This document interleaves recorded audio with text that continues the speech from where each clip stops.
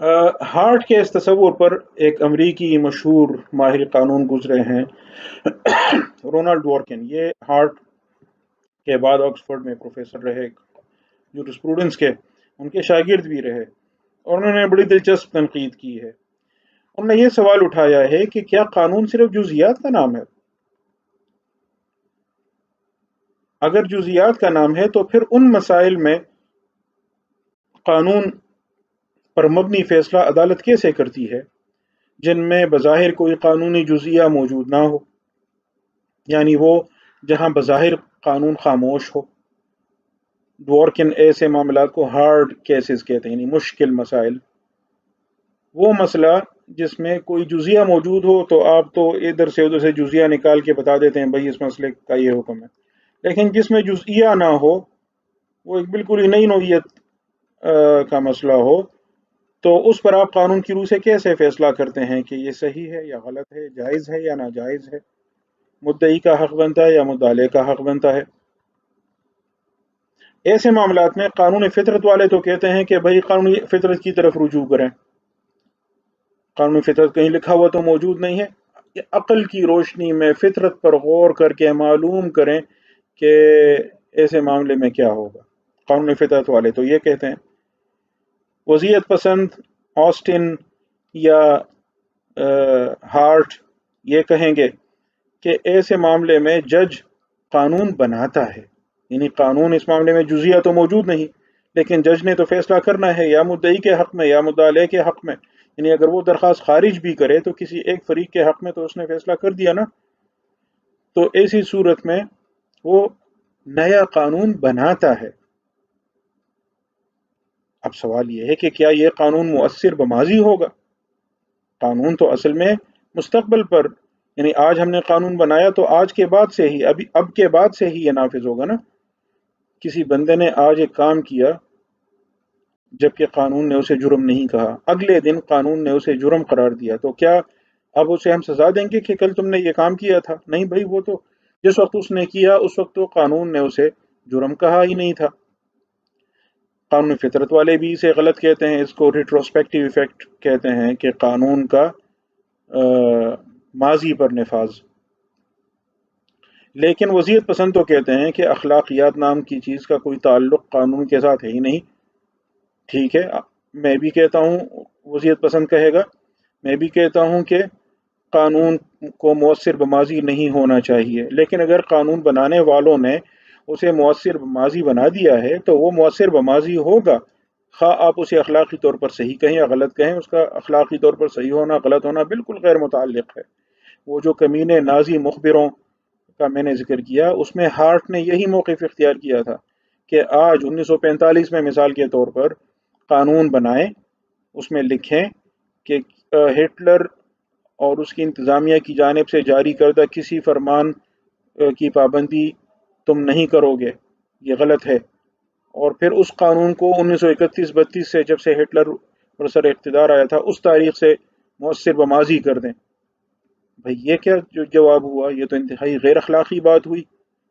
تو ہارٹ کہتا ہے غیر اخلاقی ہو تو ہو، کیونکہ قانون کا تو اخلاق کے ساتھ کوئی تعلق ہی نہیں ہے۔ ڈورکن کا یہ کہنا ہے کہ نہیں، وہ قانون فطرت والوں کی بات کو بھی مسترد کرتا ہے اور وضعیت پسندوں کی بات، ہارٹ کی بات کو بھی مسترد کرتا ہے۔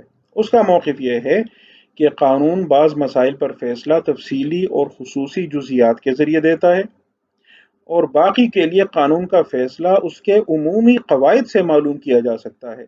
ایک معاملے میں اس نے ایک جزیہ دیا، دوسرے میں دوسرا دیا، تیسرے میں تیسرا دیا، اس طرح بہت ساری جزیات کے پیچھے آپ کو قانون کا عمومی قاعدہ معلوم ہو سکتا ہے۔ وہ عمومی قاعدہ آپ معلوم کر لیں تو ایسے معاملات میں جہاں خصوصی جزیات نہ بھی ہوں، ان عمومی قواعد کی روح سے آپ کو قانون کا فیصلہ معلوم ہو سکتا ہے۔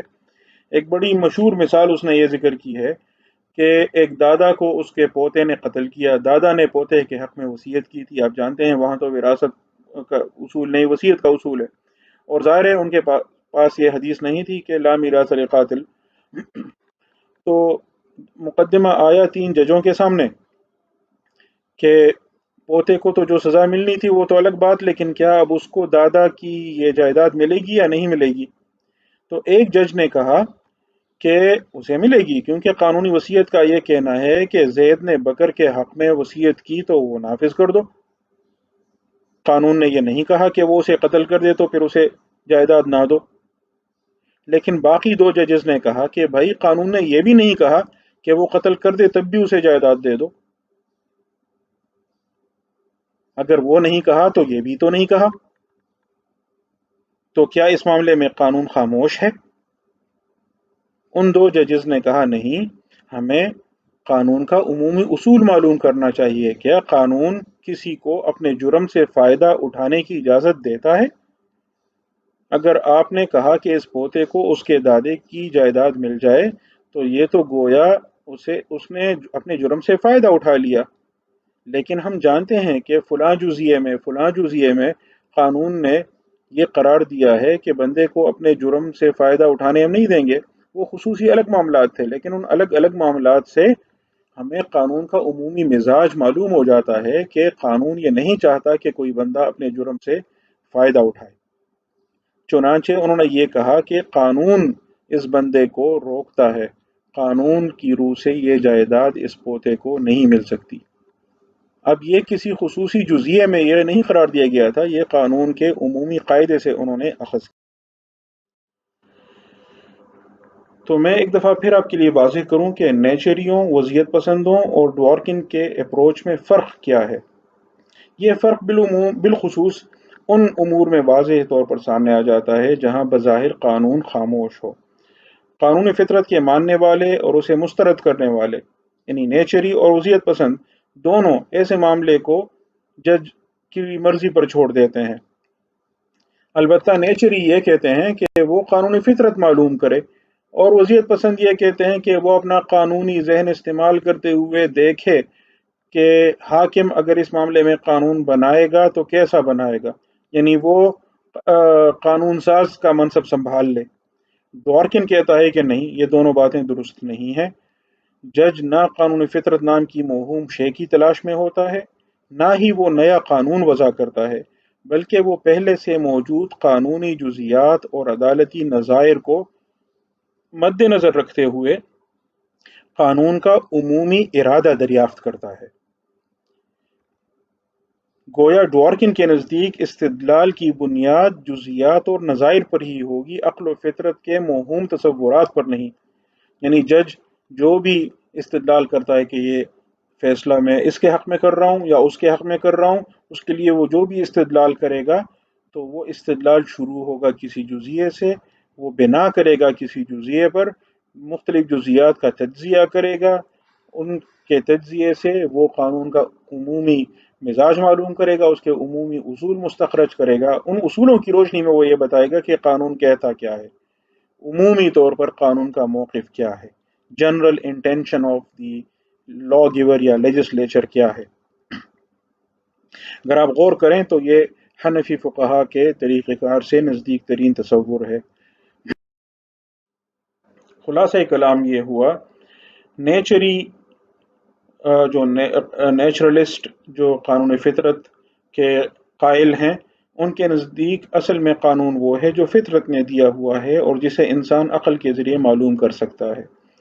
اب انسان نے اگر کوئی قانون بنایا ہے تو اگر وہ اس اعلیٰ و برتر قانون فطرت کے مطابق ہے تو ٹھیک ہے، ورنہ یہ سرے سے قانون ہی نہیں، کیونکہ اصل قانون تو وہ قانون فطرت ہے۔ جان لاک جو نیچرلسٹ بھی تھا اور سوشل کانٹریکٹیرین بھی تھا، اس نے یہ کہا کہ ریاست ایک عمرانی معاہدے کے نتیجے میں وجود میں لائی گئی ہے، اور اس لیے وجود میں لائی گئی ہے کہ انسان کو قانون فطرت نے جو آزادیاں دیں، جو حقوق دیے، ریاست ان کا تحفظ کرے۔ جیریمی بینتھم کا تصور قانون یہ ہے کہ قانون کا اخلاق کے ساتھ، قانون فطرت کے ساتھ کوئی تعلق ہی نہیں ہے۔ اخلاقیات کا معیار بس یہ ہے کہ کسی طرح زیادہ سے زیادہ خوشی، زیادہ سے زیادہ لذت انسانوں کو فراہم کی جائے، زیادہ سے زیادہ افراد کو زیادہ سے زیادہ لذت فراہم کی جائے، یہ قانون سازی کے لیے رہنما اصول ہے۔ جیرمی بینتھم کے نزدیک جان آسٹن جو اس کا شاگرد تھا، اس نے کہا کہ قانون صرف وہ ہے جو انسانی حاکم اعلیٰ کی جانب سے ایسے حکم کی صورت میں آئے جس کی خلاف ورزی پر سزا ہو۔ اس پر ایچ ایل اے ہارٹ کا یہ کہنا تھا کہ یہ ابتدائی نوعیت کا تصور ہے۔ قانون صرف اس کو نہیں کہتے بلکہ اس کے علاوہ ثانوی نوعیت کی جزئیات بھی ہوتی ہیں قانون میں، جو بعض لوگوں کو حقوق یا اختیارات دیں، اور قانون اصل میں ان ابتدائی اور ثانوی جزئیات کا مجموعہ ہے۔